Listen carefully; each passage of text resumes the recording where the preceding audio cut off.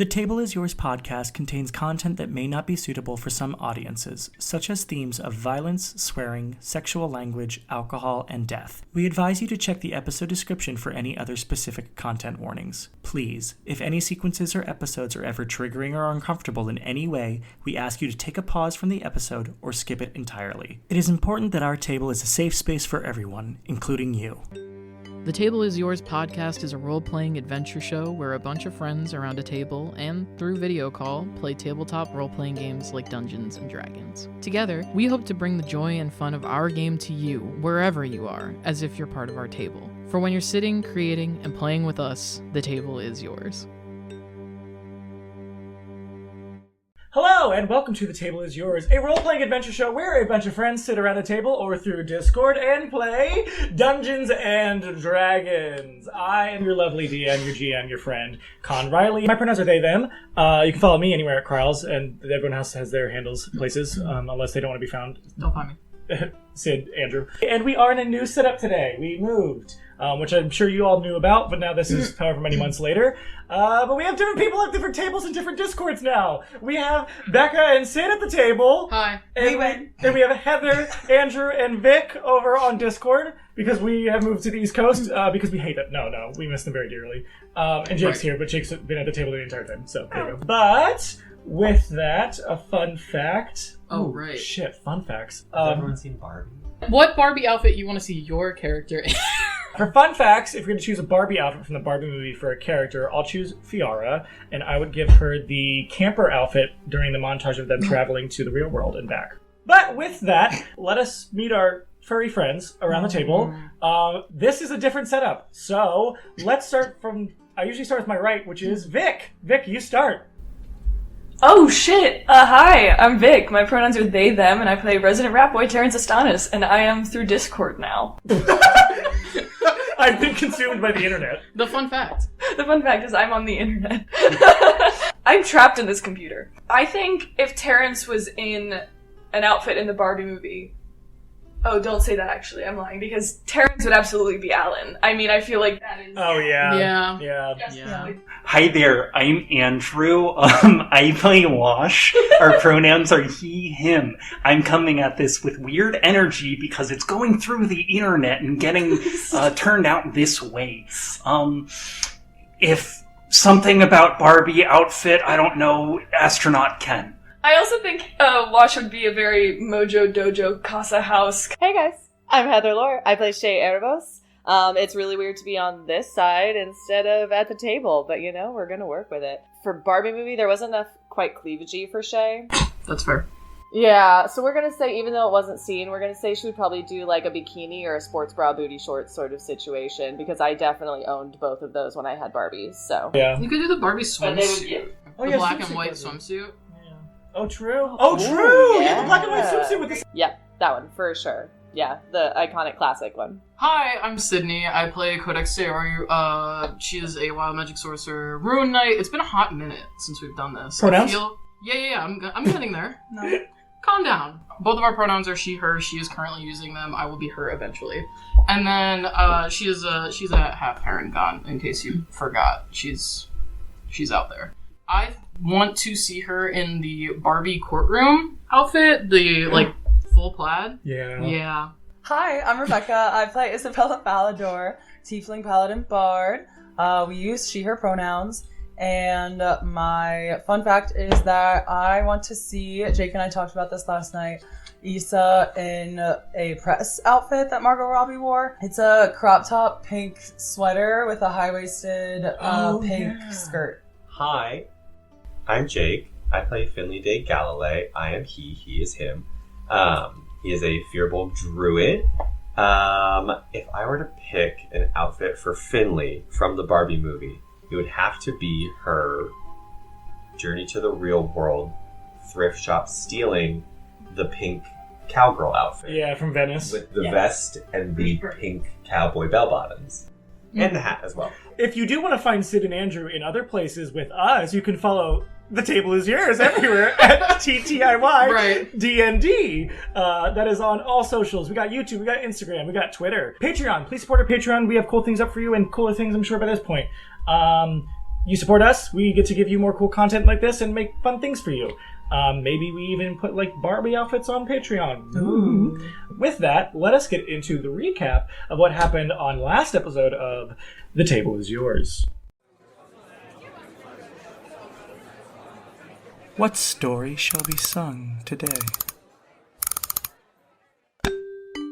One can never know how the melody might sound. Our adventurers have already begun to pluck the strings of their story, and their combined composition is unfolding like a road before us. As Finley and Codex stood across from Dark Fury in the ring, Connie, Wash, and I had to heckle and fetch quest the guards below the ring to gain access to the room we believed the Diamond of Chaos was located. Issa eventually joined the fighting, poking the bear more, I fear, as Terrence and Cinnamon came chasing after us to where the diamond was. The room the diamond was held in was empty except for a single area of magical darkness where we heard scratching of the talons of the beast of the wilds. I wasn't going to let that stop us though, and I reached for the diamond. Suddenly, I was in a cosmic space where I met the god of chaos known as the 4 variant, who explained that me touching the darkness was unfolding the reality of me. I was being lost to the shadows. In the ring, Codex, Finley, Issa, and presumably Dark Fury's magics were being infected by the diamond's chaos. Codex had no time to realize her magic had returned, as all of them were consumed by volatile magic in the fight. At a point, Finley twisted his shillelagh whip around Codex and threw her at Dark Fury. Even though his powers seemed better than the 3, he still said he would submit to them. However, Codex told him to kneel, which prompted a vision just she saw of Dark Fury turning dark, with red hands outstretched all around her, saying he'd never kneel to an ant, calling her weak and small before one of the red hands reached out at her and said her light was out, before she lost touch with her magic again. Finley helped Codex up as they and Issa found the others beneath the ring. For the others, they stood there not knowing what to do as I was morphing into shadows. Finley decided to cast daylight, but that prompted the beast to rush away before being seen, and the sound of tearing flesh, viscera, and screams was heard upstairs. I came to, and Wash carried me as we all escaped a now massacred cow crater. We made camp at night in the wilds, but the beast was after us and in an instant grabbed me and the diamond, whisking us away. The other fated fates were shocked, to say the least, before they contacted Fiara and Casimir for help. They explained everything to them. Willow and Rush were on the hunt to search for me as the Dematas took the rest home. From Dark Fury, they knew Seraphima had already donated the other 2 diamonds to a Skinball Tournament, and said that would be their next point to procure the diamonds, as the Chaos Diamond and I were being looked for. The first night home, Fiara pressed Connie for all of the info she had on Seraphima and her entourage to prepare, which brought out the information that Seraphima had a glove, much like Balthazar's chalice, which she used to steal blood and maybe make wishes with. That night, Codex had a nightmare about the bloody red arms, prompting her magic to surge and return once more. The next morning, Codex suggested going to the 4th precinct to find her gym coach and trainer, an Asama named Eunomia. She told them teaching them skinball for a massive tournament in a month would definitely be interesting.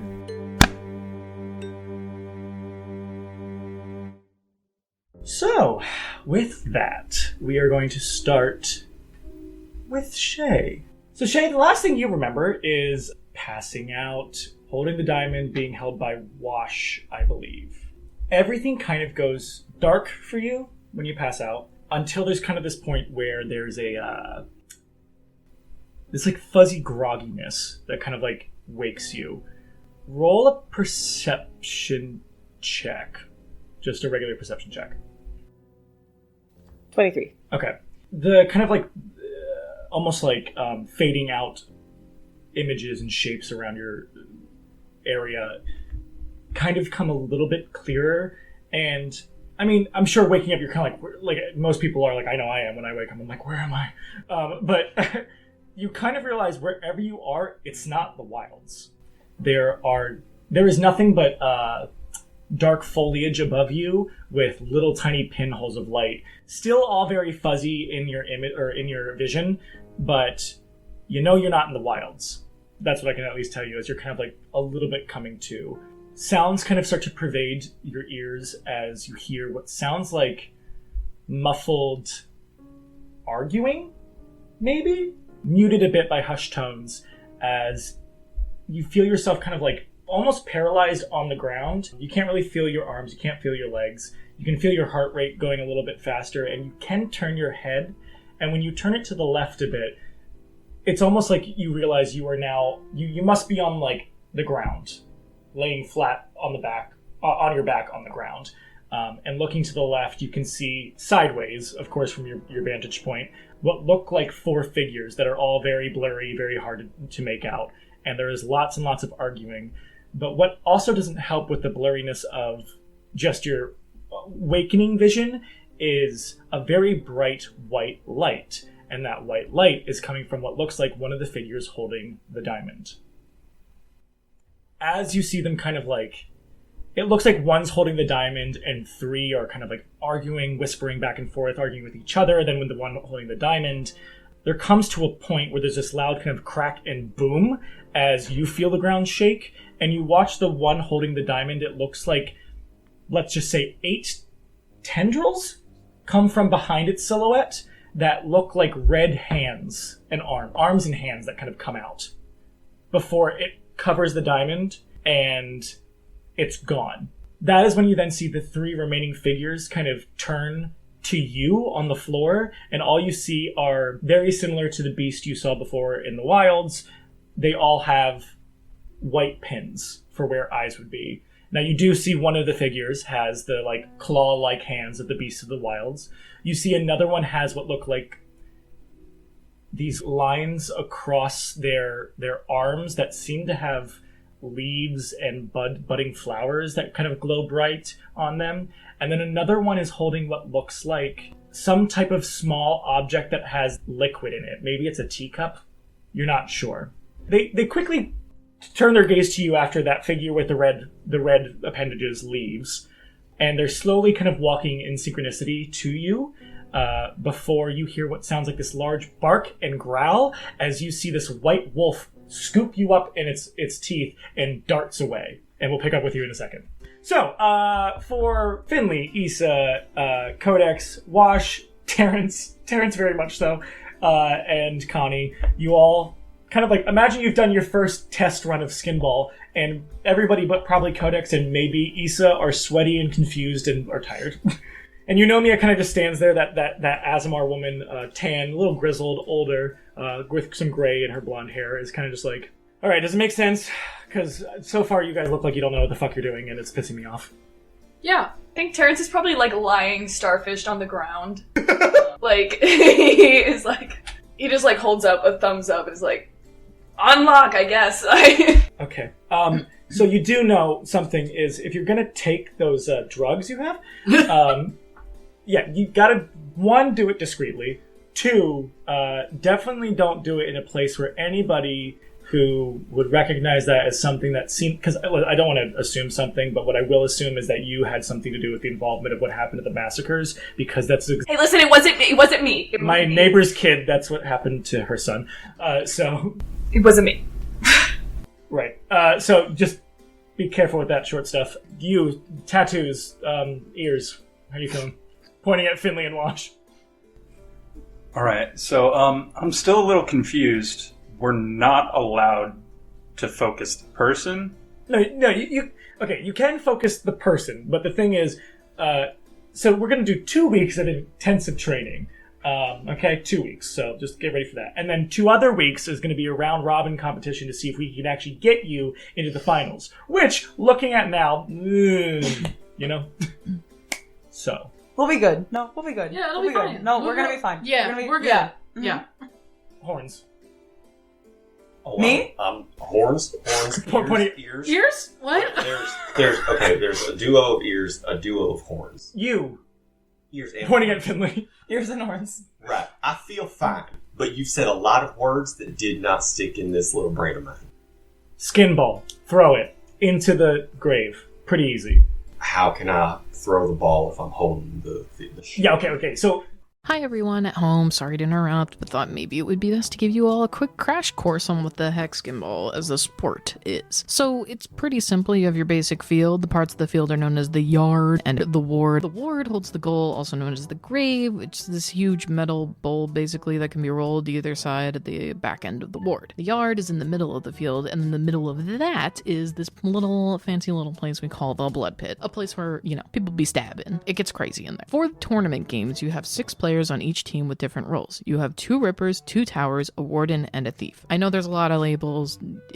I'll explain everything, don't worry. So, your rippers are your most agile and athletic members, aka me. They serve as the front line of offense, and their main goal generally is to get the ball and break through the line. They get 1 sword provided to them to help them kind of do work out on the field. Your towers serve as an on-field defense, but they are also super effective at offense if they play it right. They carry huge great shields called bells that are used to either ricochet the skin ball for teammates or hit the skin ball down to kill it so that the field is reset, or absolutely clobber someone that's, you know, not looking. Your warden is your goalie, super important, and your thief is the grave robber, or, you know, someone that can push the grave back and forth on each side of the ward to help make sure that the other team misses. The wardens and the thieves both get padded gloves, and their main goal is to work together to prevent the other team from scoring. And then we come to scoring, which is this whole thing. Just kidding, it's very simple. First things first, you can't shoot to score from your own yard or own ward. It has to be in the opposing team's yard and ward unless it's the blood pit. If you can manage to hang on to the ball going into that war zone and somehow score from that far away with, you know, everything blocking your view and stuff, it doesn't matter if you were technically on your team's side or not. Like I said, the blood pit kind of anything goes in there. But with those areas, you score different points each. 4 points from the blood pit, 3 points if you are in the opposing team's yard but outside the blood pit, and 2 points if you are in the opposing team's ward. And then for any ricochet off of your own tower's bell is an additional point. Injuring or maiming people doesn't really give you points, but is definitely like one of the most common things that happen in Skinball. It definitely boosts the audience support for you. It knocks out an opposing player from the enemy team, so they have to get sidelined and healed, and honestly, it's just the sport. It's kind of what we do. Apparently, the upcoming tournament that we're going to be in has a score that only goes to 3, so I can only imagine that this is going to be pretty crazy. Anyway, that's all. Thanks for listening to my little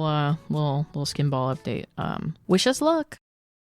Finley kind of like raises his hand up, and then once man looks at him, kind of like is like scratching the tip of his horn. He's like, "Can I throw this shield?" No. Oh. Your job with the tower is to hit people, kill the ball. Can I kill people? You could. We'll get it. It'll be fine. We just need a little bit of practice. I think it's all application learning, so it'll be fine. We just gotta... Okay. Yeah. Last thing, okay, we'll meet up tomorrow, but I'm just gonna say this 2 weeks prior, just so you know. The holiday's coming up, okay? It's the new year, it's our New Year celebration, Zoe Harvest, it's Christmas, New Year's in our fantasy land. Combined into one. So do not eat anything that'll make you throw up during round robin, okay? Good. Okay, I'm gonna shut the gym down, you guys. Okay. I'll see you tomorrow, bright and early. Thanks, Nomia. Damn it, walks away. Sorry. Oh, also for everybody that wasn't there when I exploded this, the magic is, it's back, and I'm going to cast Mage Hand, and it's just that ugly-ass alley cat, and she, holds it, and it just, dissociates, stares into the distance, and then she just kind of, drops it, and it just explodes into fur again, and it's gone.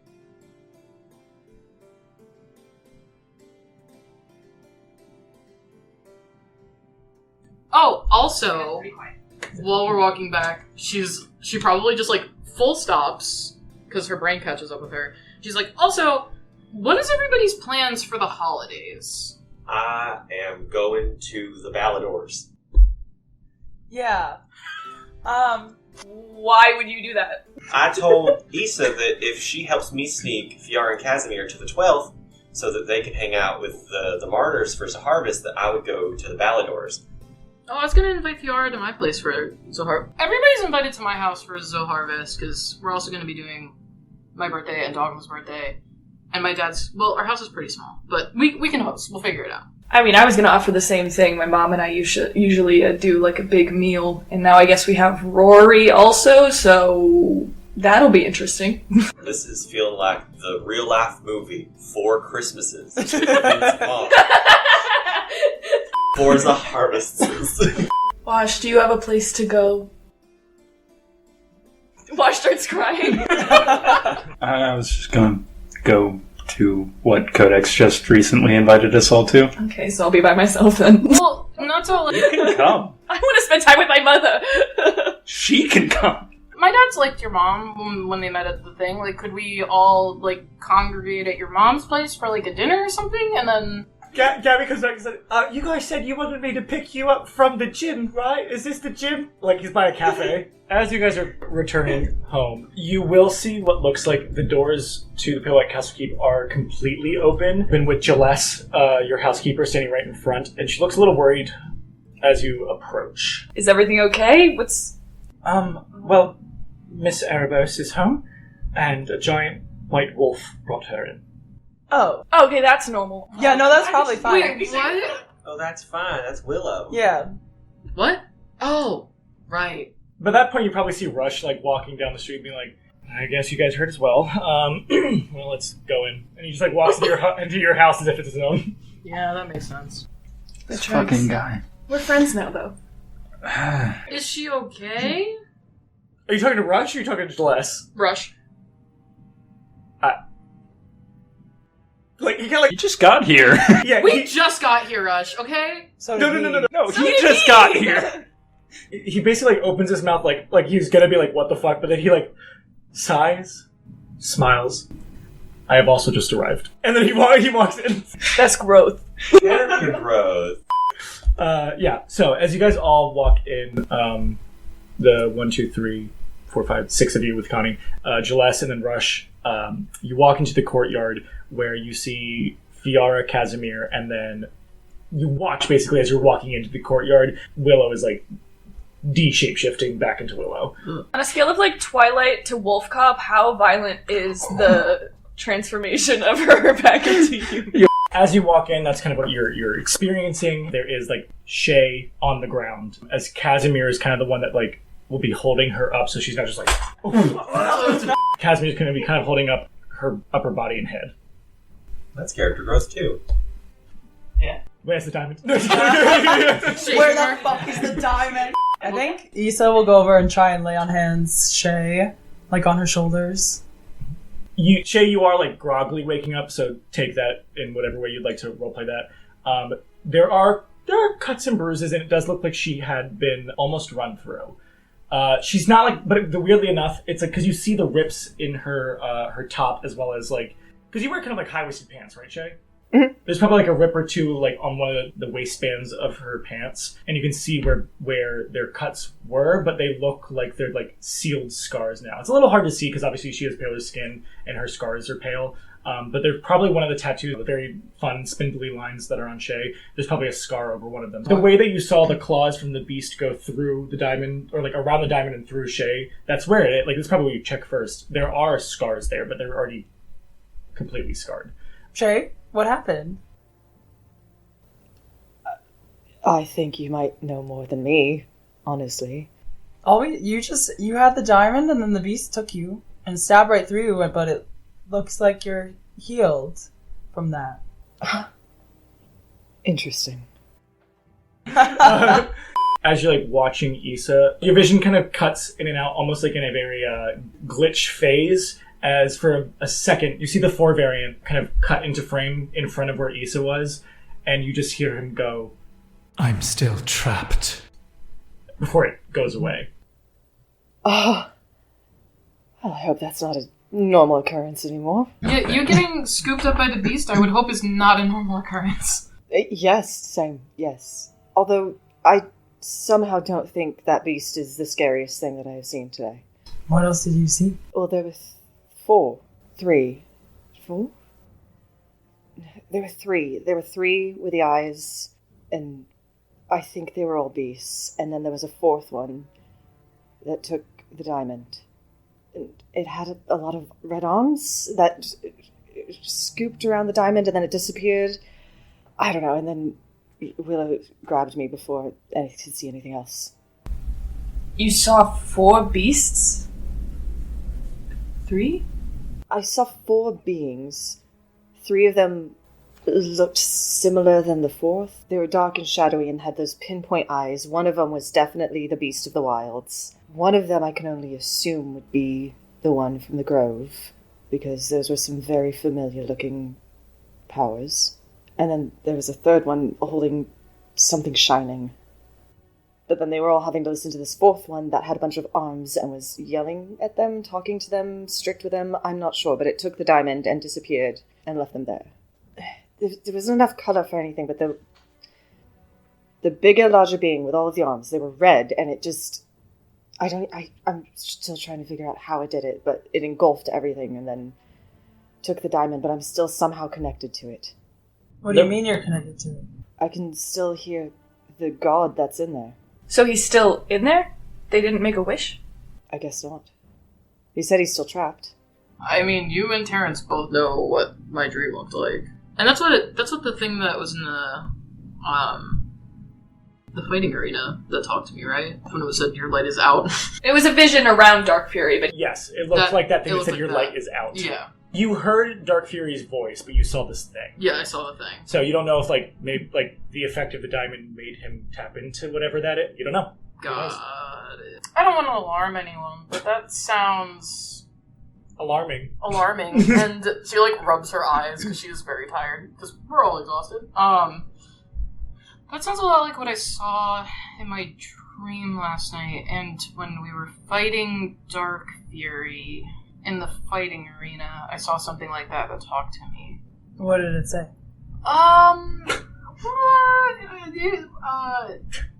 Is it important? Probably.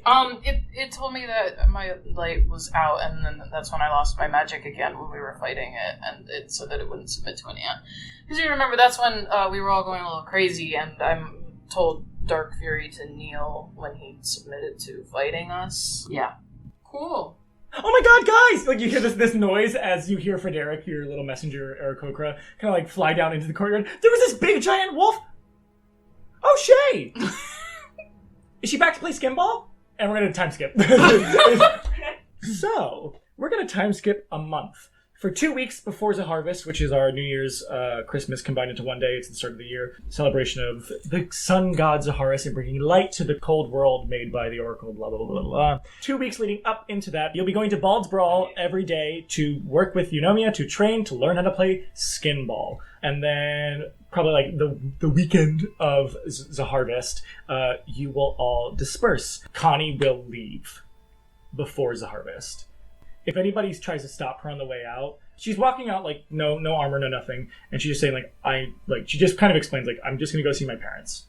I think I should just go see them, and that's it. And she will walk out. Terrence. Probably after the harvest dinner, everyone goes. You'll probably hear what sounds like scratching behind Connie's door. I'm going to open the door. Yeah. So if you open the door, you will open it to see V2 there, who's kind of holding what looks like a small note in a canister in his mouth. He probably crouches down and pats V2 on the head and takes the note and the canister out of his mouth. All right. Do you open up the note? Yes. No. I throw it in the fire. Terrence, I burn it. The note is as follows. Terrence, I have some things I need to take care of. Fiara's chat with me in the bath the other day made me realize I'm putting everyone in danger. Take care of V2, just in case I don't come back. He has a list of protocols and will listen to you and only you until I come back. If I come back. I left my notes with you, both on V2 and the armor, and my pact with Chartreuse. You'll find the armor in the back closet of the room, as well as all my notes on Terry. Do not follow me. I need to do this for myself. V2 will make sure you don't follow. Tell the others what you will. Hopefully I'll see you soon. Cornelia Ruby Rousseau, 1. And on the back of the note is the symbol to Chartreuse. So yeah, V2 will just kind of follow you. Do you go into her room to the closet to find the armor? I'll open it and I won't take the armor out because I don't know what to do with it. I don't know if it's something Terrence would use necessarily. You see that when you look at the armor, it is the full armor without the cloak. It doesn't have the cloak, but it has the full metal, almost dark black iron or steel. You're not really sure what that armor is made of, with both arms and legs, which means Connie is without her left leg. She probably put on something like a peg leg or something. It is missing its back, but you will remember that the back of that armor, like the back of the armor from the back of the thighs up to the back, like up to the shoulders is V2. He takes the note and like turns it over and is like, and puts his like hand on the symbol and is like, "Can I talk to you? Chartreuse?" You say that and kind of like, as like kind of green flames come out of the page, and then she kind of like appears and she kind of crosses her legs, sits on the bed and smiles. "You're not who I expected to talk to." Same.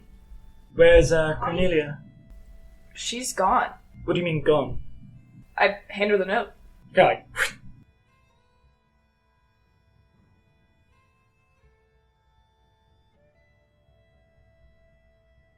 bit dismal. Yeah. I don't think anyone else knows about you. But he kind of just shrugs. What is the pact exactly? Unless that's like a... It's fine. I mean, she's the one who roped you into it, I guess. She's the one... Or she came to me because she had no knowledge of artificy. So I gave her all the knowledge and magic she needed to do it crudely, but herself, so that she could try to learn to make metal into a being. And I said I'd fund it through power, just out of curiosity. No, like, soul scrap... Like, you like make a fake scroll, like, out of, like, thaumaturgy or something, and, not after, like, any scroll signing for a soul or anything like that, just curiosity to see if she could get it done. I don't know how to do any of that, but I know we had talked about working together to try and figure something out. Well, I mean, if she doesn't come back as it says on the notes, then maybe, if you so choose, we could work together. He shrugs. Like, in like a... Not in like a I don't know way, but in a like, maybe. Yeah, I mean, I'm just as curious as you are, I guess. I don't know how to do any of this, like, artifice-y stuff, but probably rub a couple brain cells together and figure it out. Yeah. Well, you can, I guess, just keep this and touch that symbol if you ever want to talk. That's kind of what she used it mostly for anyway. Alright. I know we met very briefly, but, Terrence, and he kind of holds out his hand. She does that kind of like that, kind of like, you know, He takes it awkwardly. Chartreuse. But take good care of the pup at least until she returns, if she does. Yeah, of course. He kind of like pats him on the side. It's like dunk dunk. Alright. Then she kind of just like a little awkward looks around and then pops away. See ya, I guess. You want to go to my room? And to V2. He kind of like cocks his head like almost like the walk, like he does the huh, and he just follows you. Shay, where do you go for the harvest? Well, if we were going to do a full playthrough, she would definitely go to the Baladors, because she got questions. Salvador, actually, if you show up, will probably give you a small gift. You probably don't get a lot of time to talk to him, just because Elena... Like, it's probably honestly a party at the Baladors. It's not, like, just family. Yeah. So, it's probably Elena walking around with Salvador as her, like... Her arm candy. Yeah, her arm candy. Yeah. But he probably will, like... If he finds out that you're coming because of Issa, he probably will give you this small little token, and it's a broken part of a sword that your father had. So it's just like a broken part of the blade. Like imagine like in Lord of the Rings where it's Aragorn with Isildur's and it's like all the little pieces. It's probably like one little silver broken off part of the blade. I give him the tome back also. The Tome of Berengar? Yeah. Okay. Elena will probably grab you aside for a moment. Issa. She probably is like this quiet, just kind of like sitting there. I don't want to be fighting with you. Okay. And I don't want to be my mother to you. Okay. I'm sorry for yelling and being quite upset with you. I could say, well, you lied to me, but now I realize kind of we had an environment where we never gave you the chance to tell us what you actually felt. Okay. Thanks for saying that. I think I didn't like the chance that you were able to do things on your own volition and I wasn't. And I didn't feel like it was fair that you get to have those chances and I never did. And I thought it was coming from a place as a concerned parent, but I think it's coming from a place of trauma. Oh. I had a friend who I grew up with and my parents didn't, your parents did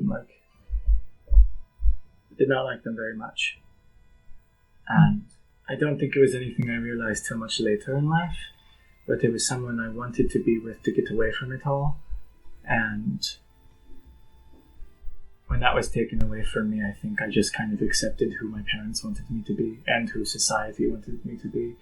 And I thought there are rules and there are things, there are just expectations and rules and guidelines we have to follow by and sacrifice parts of ourselves for. And I think when you were doing something I didn't get the chance to do, but now thought was something we weren't supposed to do, I took it out on you when it's just something we're allowed to do, to experience the way we want to and not the way we're told to. What happened to the person?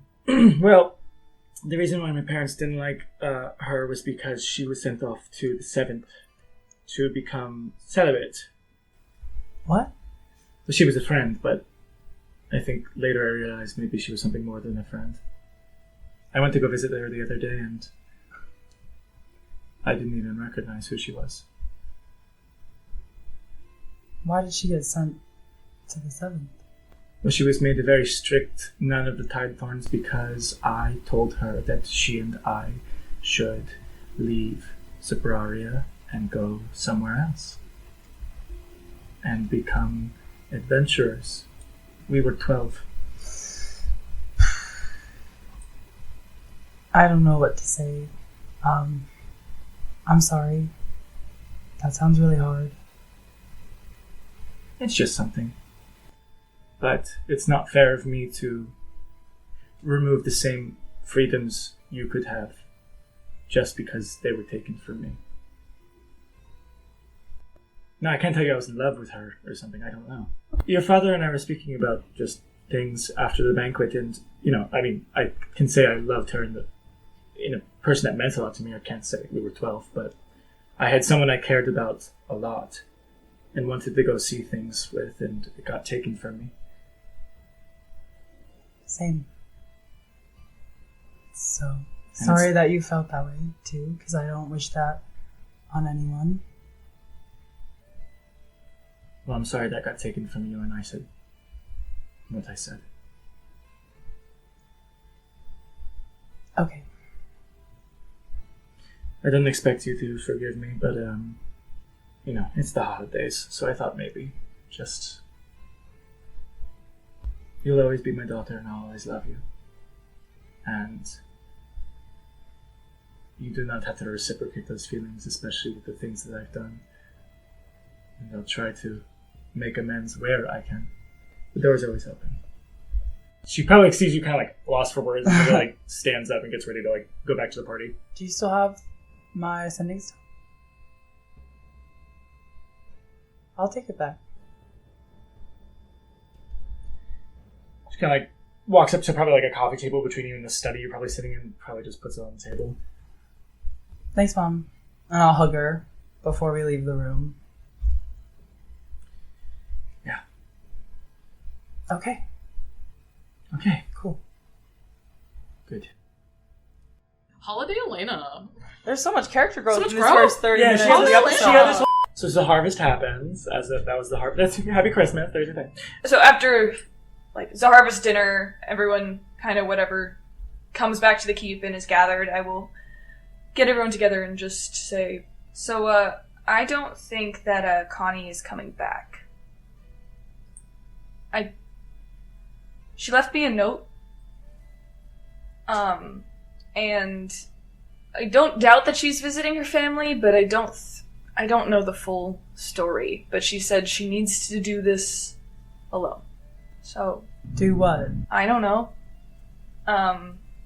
She basically said there were some things that she needed to take care of,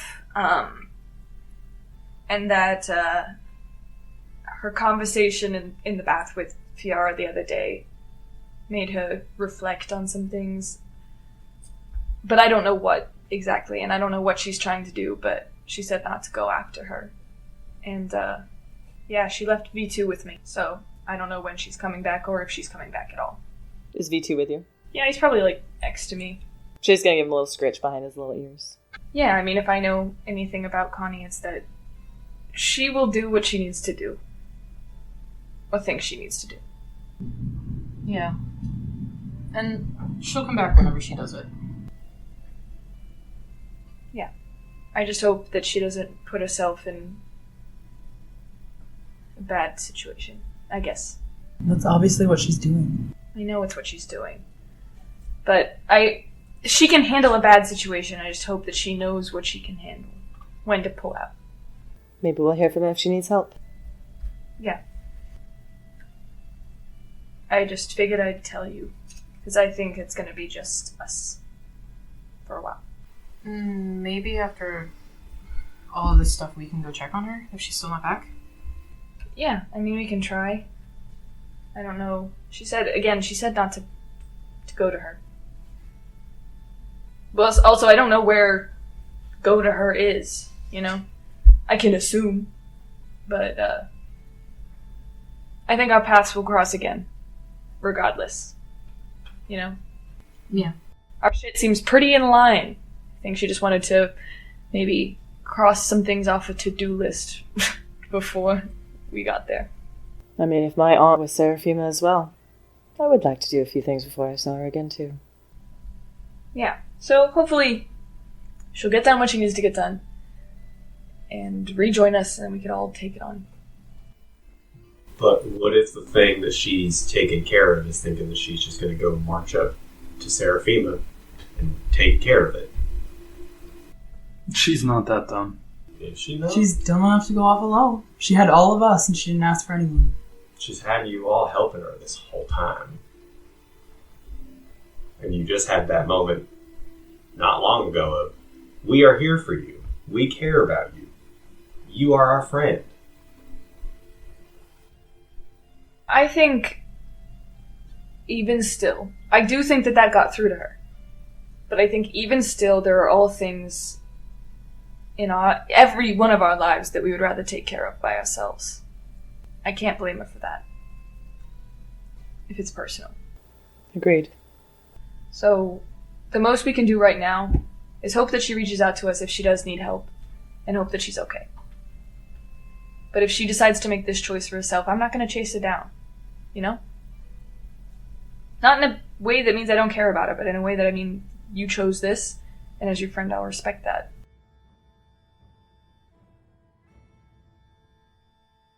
That's my thought, at least.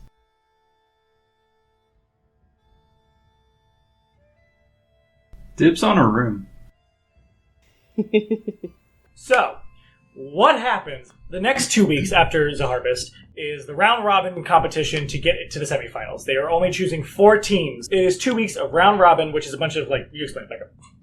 Okay, so there are 16 teams in the tournament, and we do a round robin for 2 weeks. So every day you have 2 games because you're playing all other 15 teams in a round robin. So the 1 seed plays 16, then they play 15, then they play 14. So each weekday we have 2 games. So it's 2, 4, no Wednesdays, 6, 8, Thursday, Friday.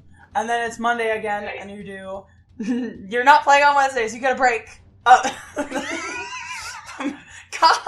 Okay. This is actually why Issa has a sore throat right now. It's 1, Finley hit her in the throat with a skin ball at practice. And 2, she's been yelling about the round robin for the last week and a half, and still no one gets it. You play Monday, Tuesday, Thursday, Friday for 2 weeks. On Friday, the last day, if you're in the top 8 of the 16, you go to the quarterfinals, which is that afternoon. We're in the top 8. Yep. It's the second Friday of the tournament. It's the afternoon. The top 8 teams, 1 versus 8, 2 versus 7, 3 versus 5, 3 versus 6, and 4 versus 5. There's 4 games all simultaneously because there's a bunch of fields. The 4 teams who win those games advance to the semifinal tournament, which starts the next day on Saturday. The Fated Fates in the quarterfinals played the shoe-in. Everyone thought they were going to win the tournament. Their name was the Eagles. Go Birds! Go Birds! And the Fated Fates beat them. And it surprised everyone, and the Eagles fans were super sad. And they set a bunch of They cars set on fire. to a lot of things. They set a bunch of cars on fire. Gabby the Cabbie lost his home. The other big thing to note in this one, that there are 2 teams that are top of the league. And the two teams that are top of the league are Maidenless Behavior and the Shrieking Eels. Now, the bad thing was, Maidenless Behavior and the Shrieking Eels were the last two, were team 4 and 5 with the last 8. And Maidenless Behavior knocked out the Shrieking Eels, which gave a space to another team. Probably most people would be like, these Fated Fates are new. They got that spot because the Shrieking Eels were kicked out by Maidenless Behavior. But your final teams, the top 4 teams that are going to be in the semifinals for this tournament to win 2 diamonds, that everyone just thinks they're diamonds that are worth and probably total people think they're worth 20,000 gold. That's what people think they're playing for, but you guys know the sad truth, the brevity of it all. But the sad truth, yeah. The 4 teams that are at the top that'll be competing in the semifinals tomorrow after your little Eunomia, okay, team, this is the final meal, Right. are Maidenless Behavior, Axes and Arrows, the Gore Drinkers, and the Fated Fates. Oh my god, I know them. So, Eunomia is kind of like, okay, are we bringing the whole entourage here, or what's going on? And she's pointing at your 4 house workers, Fiara and Casimir, Willow and Rush. Fiara and Casimir will attend, and they will be in their Phoebe and whatever Casimir's disguises are. Phoebo. Casimir will Phobo. yeah, Fiara will be like, my name's Phoebe, and Casimir will be like, my name's Casimir. My name's Cashmere. Casual. Yeah, my name's Kashmir. Before the big game day, you're kind of having a dinner where Eunomia's like, all right, well, eat up, and this is going to be a disaster.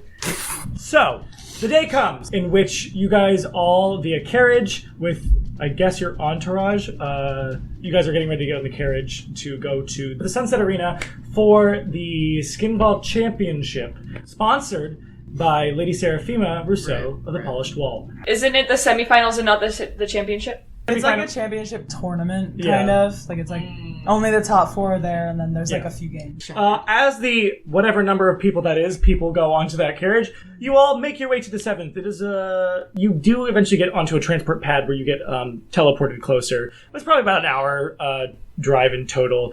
As you see, there are swarms of people outside of this giant stadium. And this stadium, it is made of what looks like this very polished sandstone on the outside that does seem to have what looks like would be the beginning netting of a dome, but it's no glass at the top. It's kind of like what looks like these almost like copper beams that kind of start to net in a circular shape, but there is no connecting at the top, so leave it open. But the streets are flooded. There has to be Volgard that push people aside so that your carriages can go through.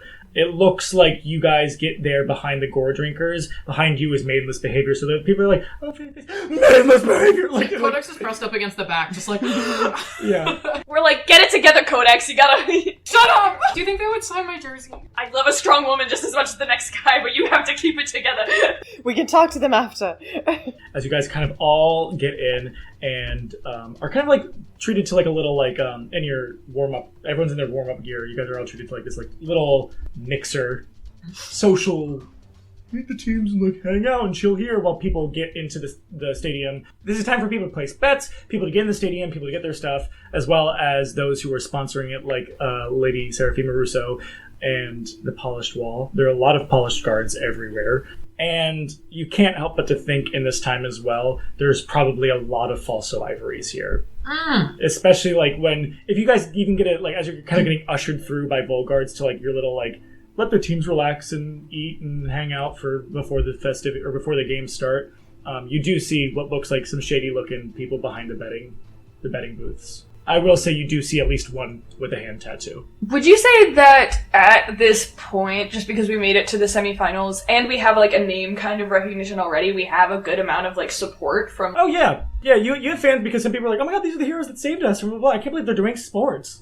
Probably would be Terry before we came into Mixer because I don't want to tip up anyone or piss anyone off by being a different person when I enter the field, so... Each coach brings their team away to kind of gather them for prep. As Eunomia is okay, let's talk about what our plans are, okay? And she kind of brings you all in, kind of talks about the different plays you guys could do and blah, blah, blah, blah, blah, before you start to hear the roar of crowds from outside. There are 2 fields that will be played in the Sunset Arena. These are going to be parallel games. as you hear, probably like 20 minutes before it's your guys' time, you do hear like the announcement for like maidenless behavior and axes and arrows, like kind of over on the side as people are cheering and roaring and ready to go. As Eunomia kind of like, okay, they're starting. We're up soon. Does anybody have any concerns? And if Terry, you ask what the fuck a tower does again, I'm gonna kick you in the balls. Okay? So don't do that. We all know the rules. Yeah, okay, great. I'm like slightly looking, like leaning to the side so I can see maidenless behavior play. Like, yeah, like in like the they're like intro, like as they're running out onto the field being announced. She's kind of like, Hey. Yeah. I'm good. Wash, what does a tower do again? Terrence? Big shield make hurt. That. Okay. She hands you a shield. Yeah, goes over to Finley, hands you a shield, gives the short swords provided to Issa and Shay. Looks at the other two people, Codex and Wash, be like... Codex just doesn't look away from Eunomia and offers Wash a fist bump. Wash definitely bumps that fist. Nice. At that time you start to hear, and for the second parallel game of the day, you hear, we're starting with Gore Drinkers! As you hear like people start like cheering and raring you guys go. And Eunomia's like, okay, it's you guys. Don't fuck this up, okay? Please, like, come on. Hand in the middle. I'm not gonna do that, but yeah, you can do it. I have a... Put your hand in the middle. Put your hand in the middle. And when in doubt, have fun. On 3, faded fates. 1, faded fates. 2, 3 faded fates. Faded fates. V2 kind of puts his paw in as well as Cinnamon flies up to like jump off. Yeah. So, you guys kind of like eventually you hear faded face as like you guys have to like kind of like do a little cheer and walk in as you're being followed by Eunomia, V2, and Cinnamon. As you guys all like rush in and you see the Gore Drinkers who are there like just like standing there. And, like before they're kind of like, now they're all looking at you like their hands are dipped in what looks like red paint and they look like they put on war paint almost. They look really like, not scary, but like it's like they had a costume change almost. But as you guys like run out, there's a quick moment of like the referee kind of comes up and is like, oh, both of you shake hands or whatever and make a good game. Yeah, so you guys kind of go across and looking out into the field. It is a packed stadium. As you do see, there are as well these very large boxes for one Seraphima and her entire entourage, and she's kind of just sitting down and smiling, and she probably do that very like arrogant wave to you all. If you look around, you will see probably all of your friends and family are all there together. Estella and Rory are there, and Estella's like, she has a face of like concern, and she probably sees you, Terry, and you're gonna be like, are you gonna like just wave like, hi Mom? Yeah, he's like, you see her kind of like do that thing where like she's like they have pretty good seats, but like they're not super far up, but they have pretty good seats. But you kind of see that thing where she's like holding on to that. She goes like, Terry, like Terrence, like she's so mad at me. She's so mad at me, and I'm gonna get in so much trouble. So you all take your positions.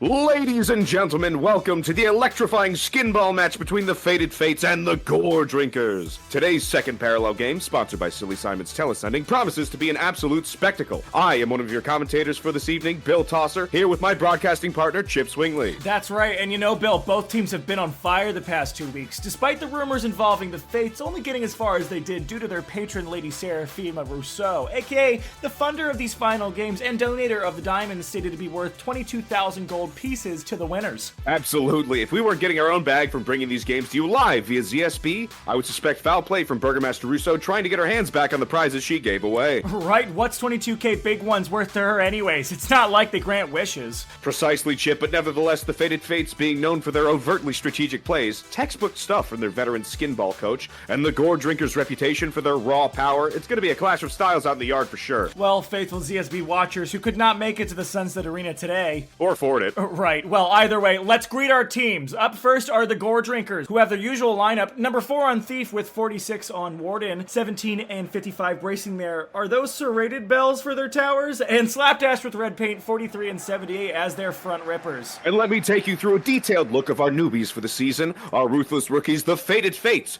In the position of Thief, we have number 77, Codex Sayori, team captain, and not unfamiliar to the skinball sport. Also with her, acting as Warden, is number 48.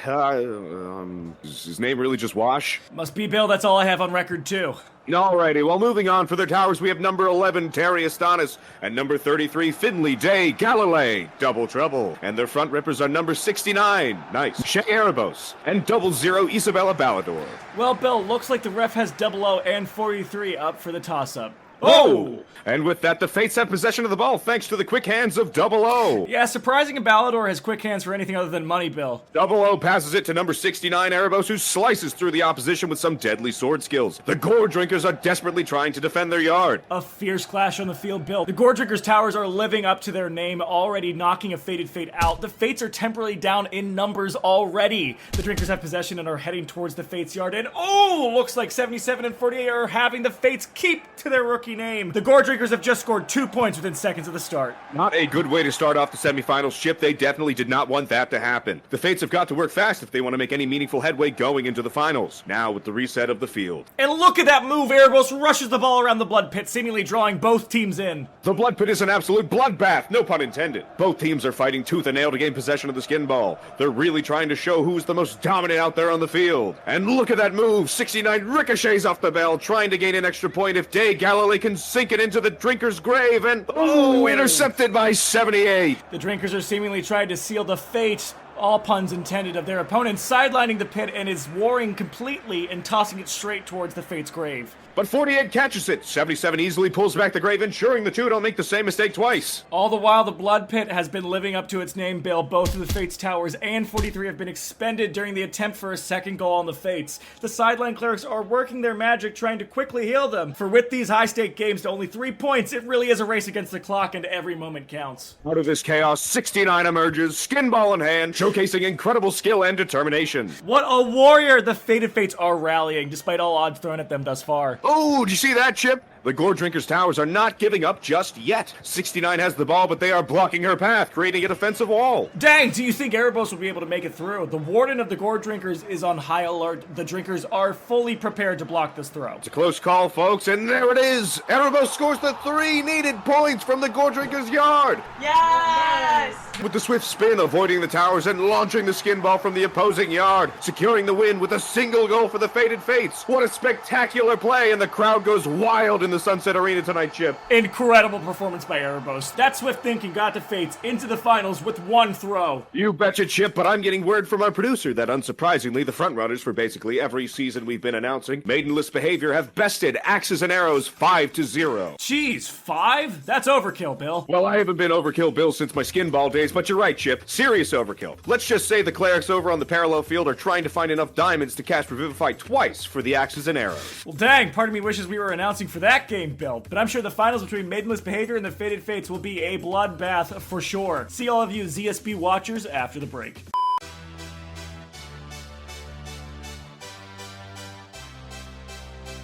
Welcome back, CSB fans. We're witnessing the Skinball finals of a lifetime. The Fated Fates face off against the undefeated Maidenless Behavior. This promises to be a game for the ages. The excitement and tension throughout the now single large field on the Sunset Arena is palpable. Well, we are off already. Looks like Maidenless Behavior is first out on the scene. With their usual lineup, number 84 is on Thief, matched with 99 on Warden. The towers are 22, and oh, look at this, Bill. Number 13, Barreling Balia, is paired tower. And of course, they have Salah, number 66, with the Maidenless captain, Tosh, number 7, as their front rippers. If nothing, the Behaviors are known for being the most captivating and deadly women of Subraria. No kidding. Balia, Salah, and Tosh were actually in some hot water, for they were behind the play in the round robin that ended up decapitating Eagles player number -0, making gentle repose necessary to be cast since her head was split into 4 and launched miles from the field. Hey, so you know the Behaviors being the favorites of the league and fans all over, they definitely seem to get special treatment when it comes to ref calls. Well, considering that the Bull of the Onyx Obscurity, Arathia Burke, has been their patron for this past season, my guess is they're going to get away with anything and everything in this finale game, Bill. Here come the Fates. It seems like some positions have changed, though, Chip. Number 7, number 69, and number 11 are in the same positions, but we now have number 33 as a Ripper, 48 as a Tower, and 00 on Warden duty. Alrighty, starting the game. Looks like they have 7 versus 69 for the toss-up. And right from the kickoff, the Behaviors are already displaying some questionable moves. Magic, blatant fouls, you name it. But strangely, the referees seem to be turning a blind eye to it all. One kick punch before the whistle to Erebos' chest, and the behaviors have the ball. Indeed, the Fated Fates are going to have a hard time keeping up, constantly on the defensive against these behaviors and what they'll get away with.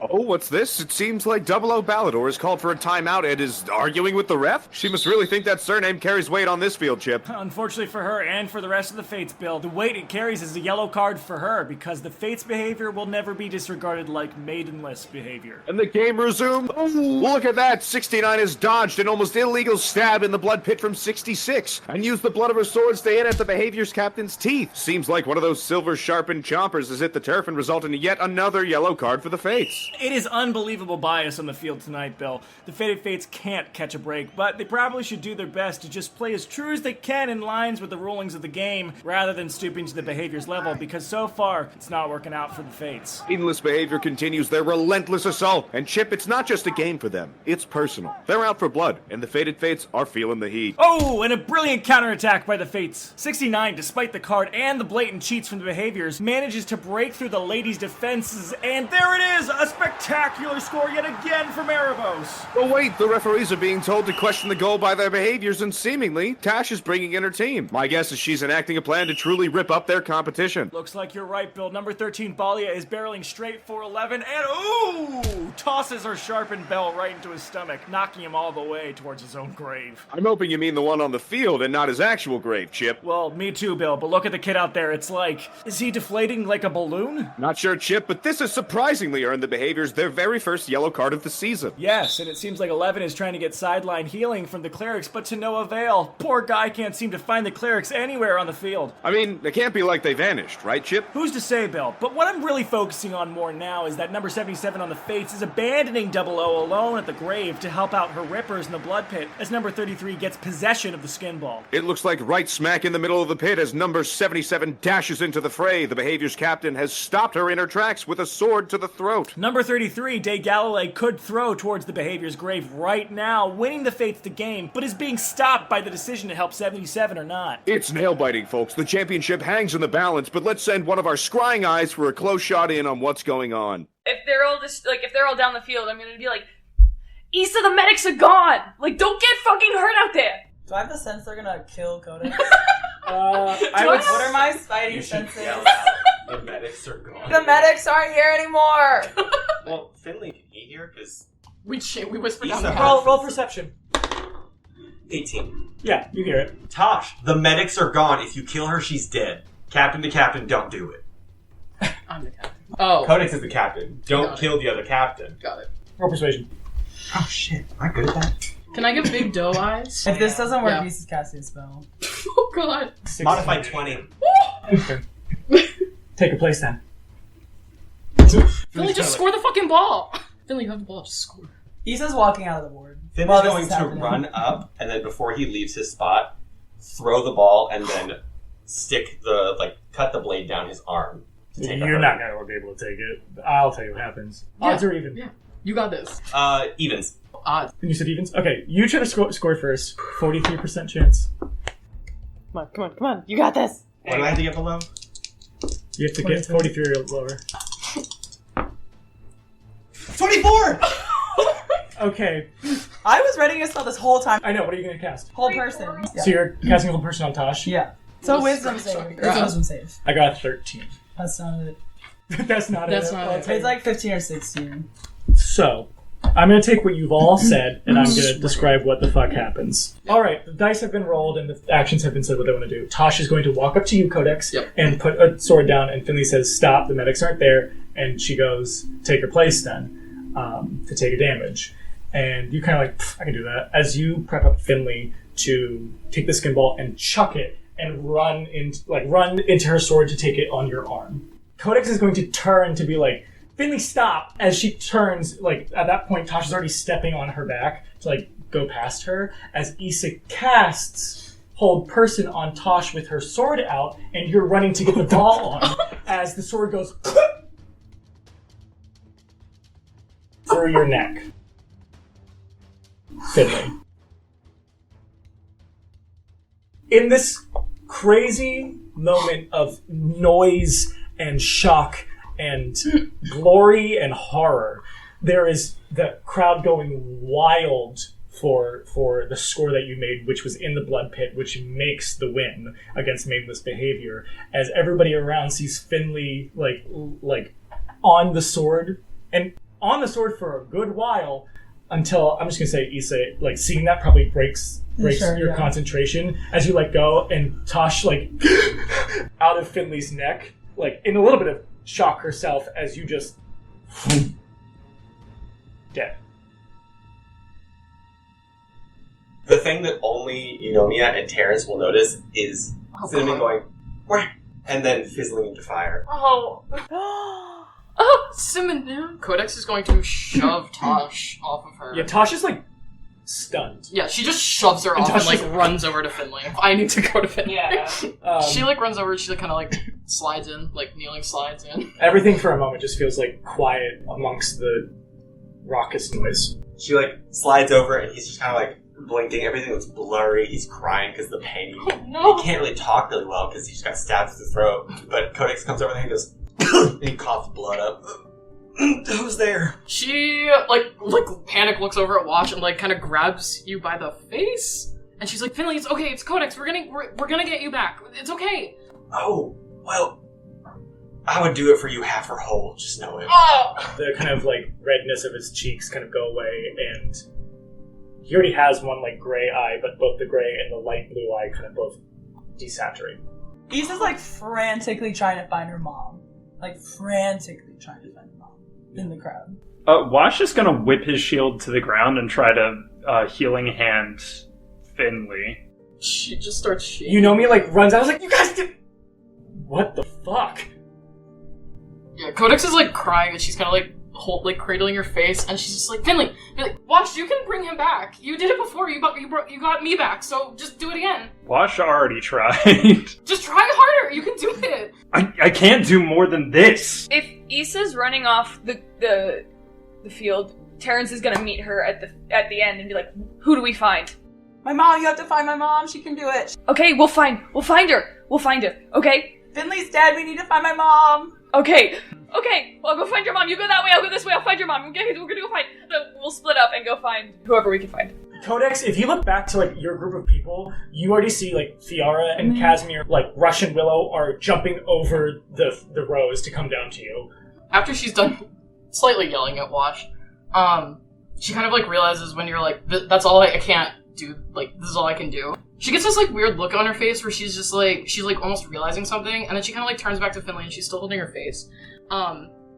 And she kind of like puts her forehead down against yours, and she's like, I've done it before and I can do it again. You're a great and powerful druid, and I am the fucking Xliv. And she's gonna just like try and will something to happen. Roll. That hit me in a weird way. I don't know why that works, so I'm crying. I don't know. What's your spell modifier? +8, I think. Like what's the skill? Charisma. Charisma save.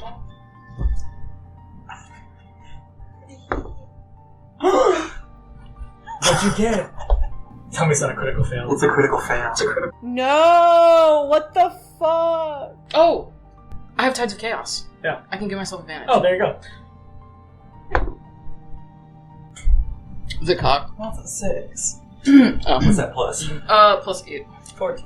14. Yeah, what did we get for our rolls? 20. 20? Natural 20. Shay? 16. Terrence? 12. Can we say that we all kind of coalesce at the same time at the field? Oh, yeah, of course. Yeah. Like, by that time, Shay is probably right with, like, Codex and Finley. Wash, I'm sure you're there, and Terrence is right by, and you're coming onto the field. Codex.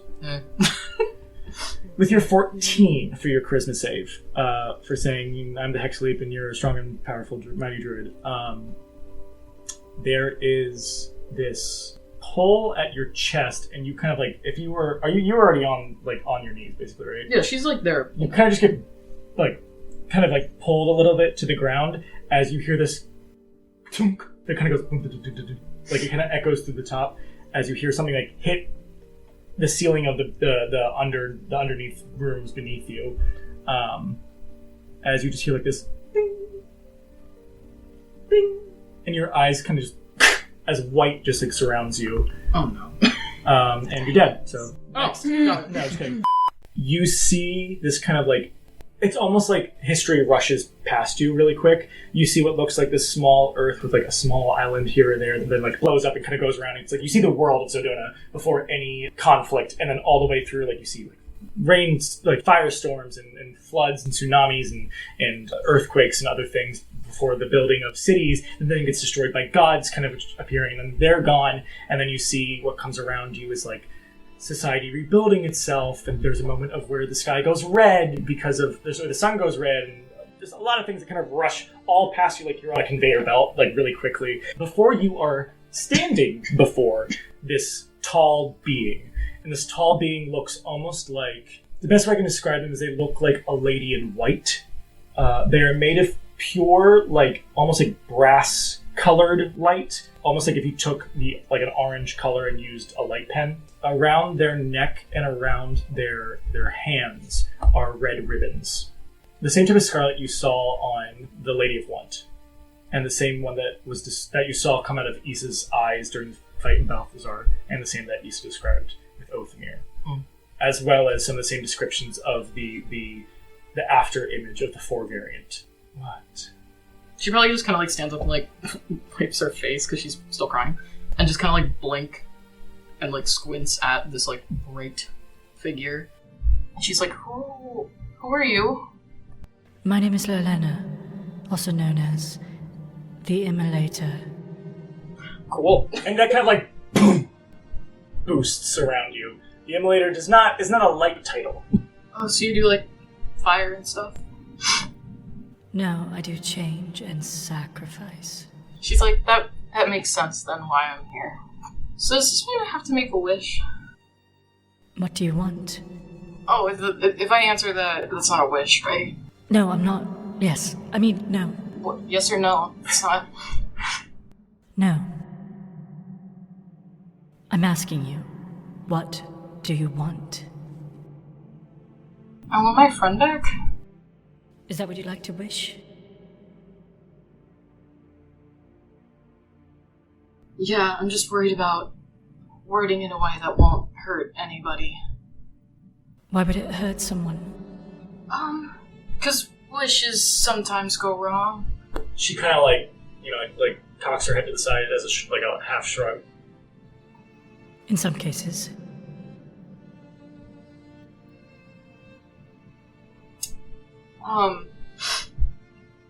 If you have suggestions. My friend kind of lost a lot of people, too. So you want your friend back, or the people that they lost? Well, both, if possible, but I don't know how any of this works. Tell me of your friend.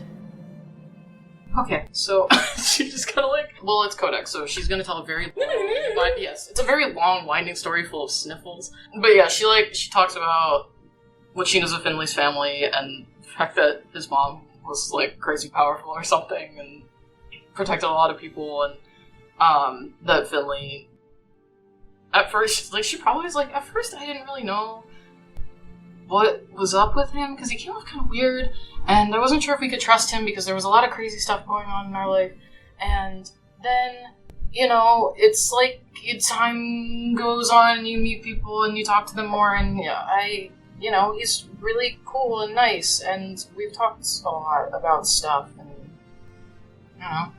he was there for me when I was I'm still freaking out, and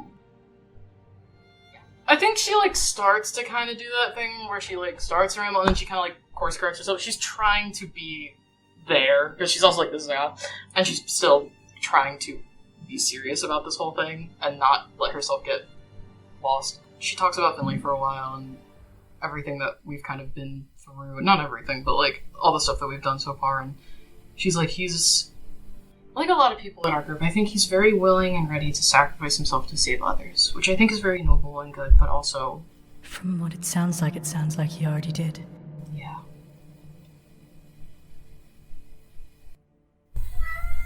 Yeah, I know, it's really sad. Nothing died. It's you explain everything about what you know. Yeah.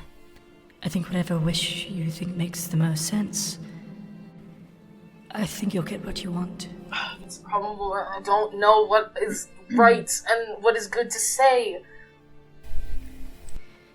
You have someone who is willing to do change and sacrifice already. I'm pretty sure you can wish him back easily. And I'm sure there's a way. Change is ever-flowing. Nothing stays the same. And you kind of look at, like, the domain around her, when you don't focus on it, it seems to be just, like, white. But when you do focus on it, again, it looks like it's just, like, Zodona's change. Like, like resetting and going around again and going around again. But then when you don't focus on it, it kind of, like, blurs out into white. I think it's a simple wish. Wish him back. That way you're sacrificing a different wish, aren't you? You could be someone who wasn't wishing for something so morally up high. You could wish for riches. You could wish for a new house. A better life. Thousands and thousands of partners. You're wishing for something noble. So you're sacrificing a selfish wish. I think that suffices enough for the payment you need. I'm assuming you talked about, like, and I know that your diamonds, like, eventually, like, fit with what your themes are. Yeah. I think it already fits in theme. She kind of just, like, walks in a circle with her, like, hands pressed into her eyes, just so she's trying to fucking think. And also Sydney's trying to think. Why complicated? Change doesn't need to be complicated. She's kind of, like, when she's walking around and just, like, has her hands pressed into her eyes and she's trying to think. And I think she's just spiraling into this, like, it's too complex. And she just kind of just, like, stops and just, like, puts her hands down and just, like, she's like, fine. And she kind of turns back and she just kind of has this, like, look of just, like, okay. And she just says, I wish Finley and his family were alive. She kind of nods as you watch what looks like large gold, almost like large gold wires around her kind of break. And from her stomach, a diamond pops out that just kind of comes into your hands. As it kind of comes out and into your hands, as she kind of, like, fades away, and so does the change around you. Nowadays, just like this white area that you watch as the diamond kind of fizzles away. But as it fizzles away, you do see what looks like Finley, and semi-transparent behind him, his family. And it looks like you see this vision of, like, them, this engulfing warm flame around them, but not in a horrible way. And then you see it kind of, like, zoom all the way over to Cal Crater, which it then, like, descends back into the crater. But it gives you this feeling of they're not alive, but they could be, and Finley might know how. As you kind of, like, you wake up, as I'm sure washes over you and everybody else is over you, literally down on the ground on her knees between you and Finley, as Fiara going, wake up! Wake up! She's like freaking out, and Kaz is trying to, like, calm her, and then you're probably trying to calm Kaz, who's like, I am calm. You both probably, at the same time, as Fiara is probably gonna, like, kind of jump back, and then Casimir is just gonna, like, pull her up, and, like, move her to between himself and Issa. I wrap an arm around Codex and Finley and hug them so tight. You guys are what looks like in, like, your own, like, holding quarters right now. Finley, like, shoots up, just goes... Oh my god, don't either of you ever do that again. Did we win? Oh my god! We won. You were great. Shut up. Is Wash tearing up? A little. Finley just kind of, like, smiles and, like, puts a hand on Wash's shoulders and goes, my death counts 1, 2. My death counts 2. Get on my level. Competition, really? Is it? Come on. Terrence is, like, openly weeping and is like, I don't care, you're both fucking alive. And he just, like, pulls you all in, like, at once and is like, just puts all of our heads together and is like... Yeah, after the moment of you guys, like, releasing, Casimir probably, like, leans over to you and says, so we're assuming a diamond probably did that. Yes. You watch him, like, take out a little piece of paper and just, like, he just, like, marks it. With you guys kind of, like, all sitting around being warm and happy, you do eventually kind of have it all stop for a second as you just hear, like, a... I have to just look up somewhere, you know? Right. Well done, Faded Fates. Before she, like, walks in, the slow clap gives Casimir and Fiara enough time to Phoebe and Cashmere it up. Phoebe and Cashmere? Right. Yeah. Your parents and your family and parents are probably not in this immediate room. Probably Eunomia and your house staff and Fiora and Casimir are in here. Seraphima walks in holding a diamond, and behind her is her entire entourage minus Dark Fury.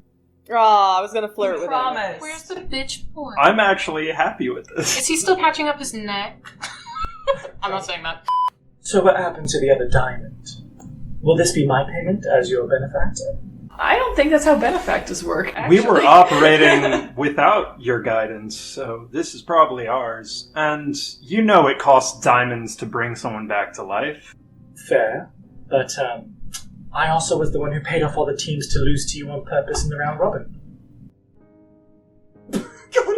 She's already. And you paid off the medics to leave, so that we were left there to die? No, why would I ever do that? I just think I need to be paid my due, as it should be quid pro quo.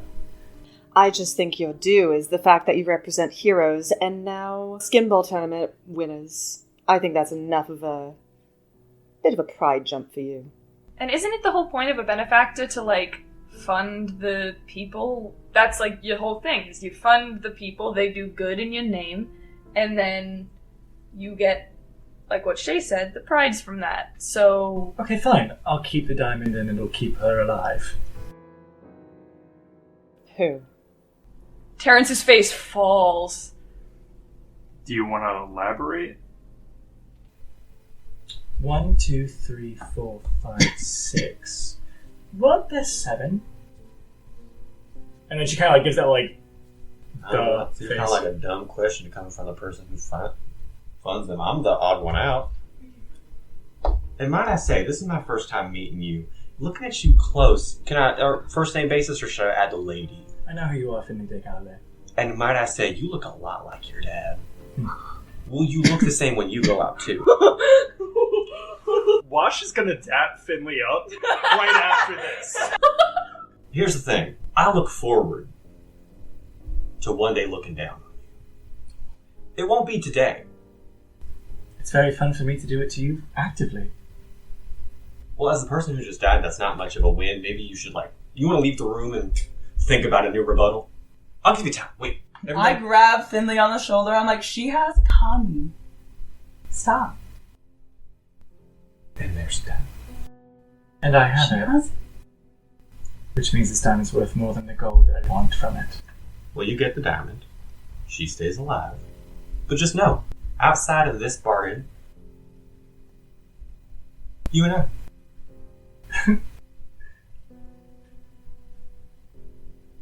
I think the whole purpose of funding this competition... I'm so sorry, Putting the Terrence. diamonds out Weren't for you auction supposed to be the for smart one? For the prize was to give us the prize because we won. I'm sorry, do you not realize the conversation has surpassed the,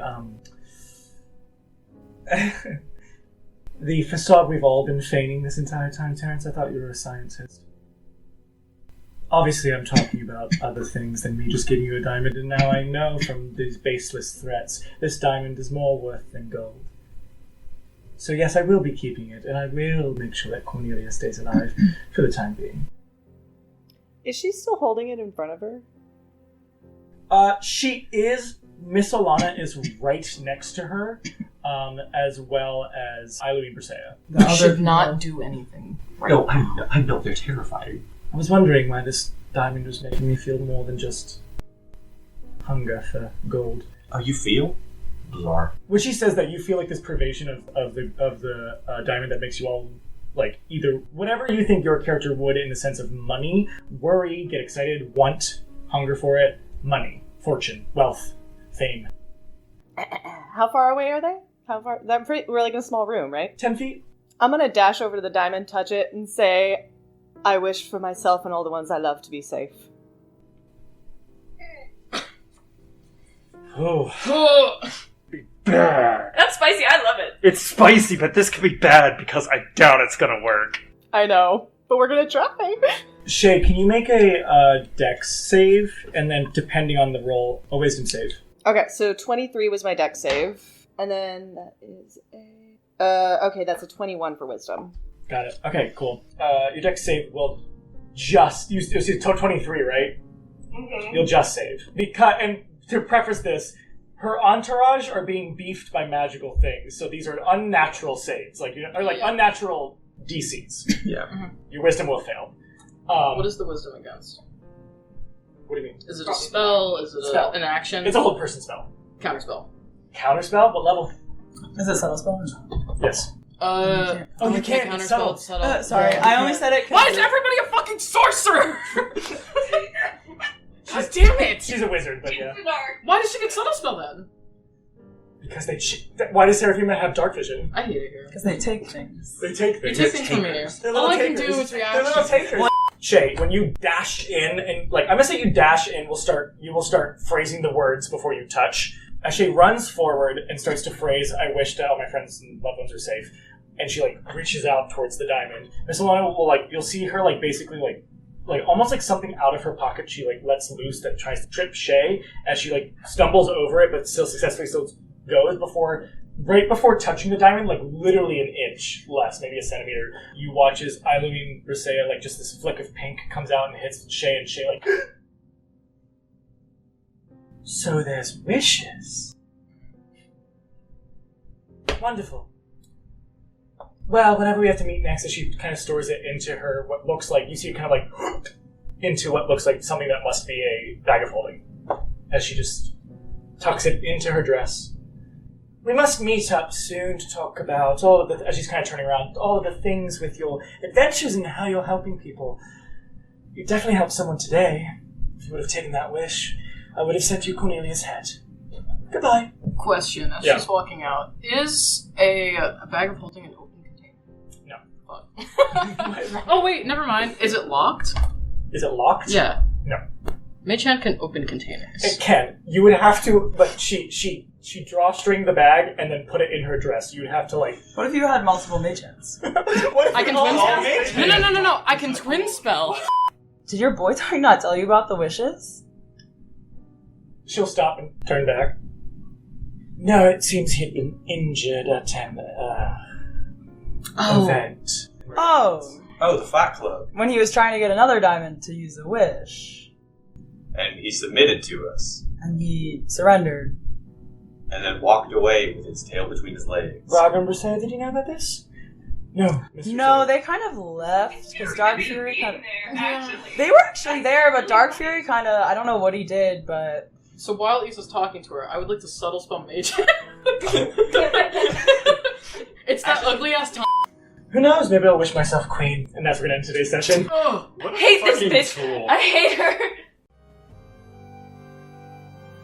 The Table is Yours releases episodes in video and podcast format every Wednesday at 5 p.m. Pacific. You can follow The Table is Yours everywhere by the handle @TTIYDND. Thank you for listening, and we'll see you at the table next time.